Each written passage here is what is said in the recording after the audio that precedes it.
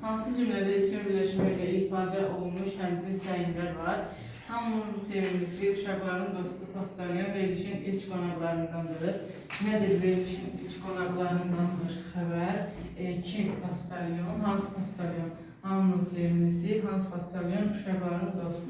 Üçüncü nöqtənin sözləşməsi ifadə olunmuş həmcins təyinlərdir. Cavab birincidir. İkincidə deyir ki, övladlarından doymayan. Burada doymayan feili sifət tərkibidir. Ona görə bunu götürmürük. Bircə balasının uğurlarına sevinən ana, kim ana, nə səbəbdən sevincindən, nedirdi, ağlayırdı. Daha sonra üçüncü sualda deyir, üçüncü cümlə deyir ki, Rəhman gətirdiyi meyvələri pişmiş yumurtaları stolun üstünə qoydu. Kim Rəhman, hansı gətirdiyi, nəyi meyvələri, Təyin. nəyi pişmiş yumurta, hansı pişmiş, nəyi yumurtaları hara stolun üstünə nə etdi, qoydu.